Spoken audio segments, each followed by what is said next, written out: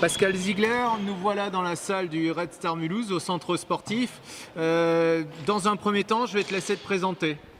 Je m'appelle Pascal Ziegler, ça fait maintenant 3 petites années que je suis président du Red Star, ça doit faire une petite vingtaine d'années que je joue au badminton.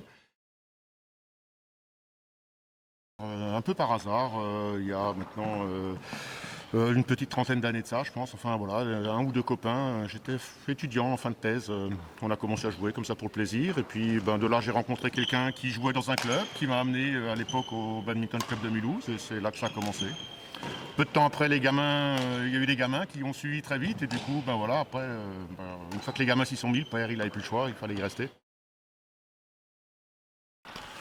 Là, on fait un petit peu avec les moyens du bord des fois. Hein. C'est pas parce qu'on est Red Star que tout va forcément très facilement. On est un petit club qui repose sur quelques bénévoles et comme ma foi, comme beaucoup d'associations, on n'a pas toujours suffisamment de bénévoles. Mais on est une petite bande, je crois, de copains qui se sont retrouvés autour un petit peu des projets du club et voilà. Et à quelques-uns, on arrive à faire tourner la baraque.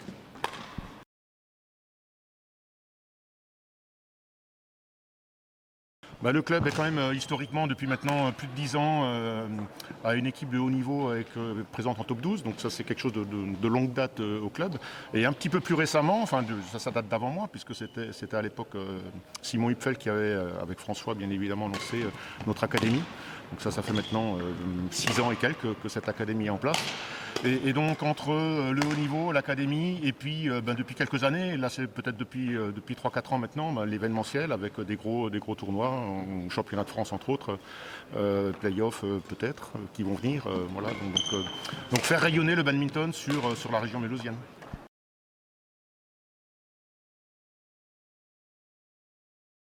Emploi, on a effectivement un entraîneur, François Schmidt-Bagot, qui est depuis maintenant, je ne sais pas combien de temps, enfin depuis un certain nombre d'années, employé au club. Il n'était pas tout à fait tout seul à une époque, puisqu'on a eu la chance d'avoir Inoki Théophilus pendant quelques temps, avant qu'il ne nous quitte sous d'autres cieux.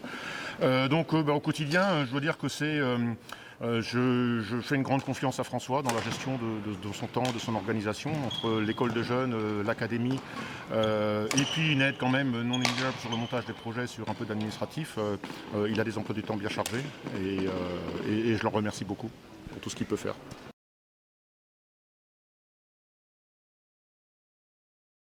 Je crois que, et c'est quelque chose que j'ai découvert peut-être de plus près depuis 2 ans maintenant, beaucoup de nos actions sont liées indirectement quand même par rapport au niveau. Il y a cette académie où on a la chance, moi je fais maintenant partie des vieux, on va dire, on est quelques vieux dans l'équipe et ça nous fait énormément plaisir de donner du temps et de l'énergie quand on voit les jeunes en face et puis surtout évidemment avec le fer de lance du top 12, que ce soit Arnaud, Tom, Margot, Kenji, qui évidemment nous motivent tous les jours à se décarcasser pour eux, quoi.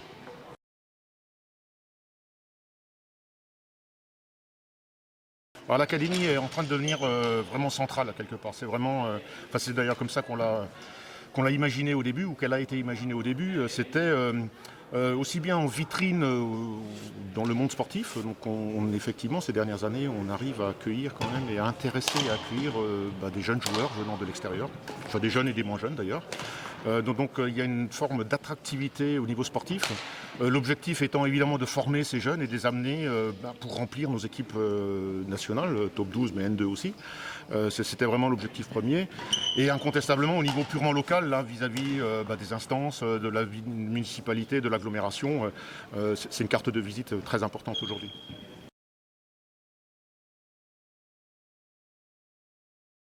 Ça c'est la question un peu piège en 2021 parce que malheureusement les 12 derniers mois ont quand même fortement impacté la vision qu'on pouvait en avoir, parce que la même question on me l'aurait posée il y a 1 an, on était en plein championnat de France senior élite à Mulhouse avec les résultats que l'on connaît pour le club et donc j'étais forcément dans une ambiance et dans une euphorie tout à fait autre.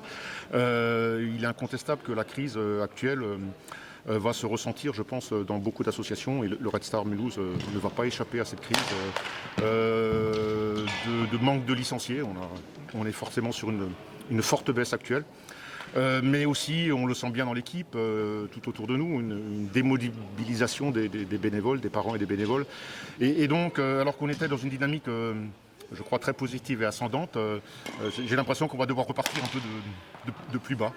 Alors évidemment, au-delà des événements actuels, on va rester positif, on va se dire que tout ça, ça va reprendre à un moment donné, même si évidemment il y a eu un coup de frein incontestable dans l'évolution du club, mais globalement du badminton, je pense. Dans les grandes lignes, et on le voit bien d'ailleurs à l'aune de cette crise, je crois que le badminton va devoir se professionnaliser d'une manière ou d'une autre. Je ne sais pas exactement ce que ça veut dire finalement et quels vont être les impacts socio-économiques de cette histoire, mais on voit bien aujourd'hui le top 12 n'a pas le droit de jouer. Avec ce qui se pointe à l'horizon, peut-être ne jouera-t-il pas du tout cette saison. On va repartir sur une deuxième année blanche parce que nous sommes un sport amateur. Et je crois vraiment que c'est à un moment donné, il faudra passer par là et tout en essayant de préserver ce qu'est le badminton, c'est-à-dire finalement une belle et grande famille de gens sympathiques et impliqués. Mais je crois qu'il faudra qu'on se professionnalise aussi bien par rapport évidemment aux joueurs de haut niveau, mais par rapport à nos structures. Je pense que on a probablement dû atteindre un cap, une taille un peu critique qui fait qu'il faut qu'on puisse faire la bascule vers un autre système.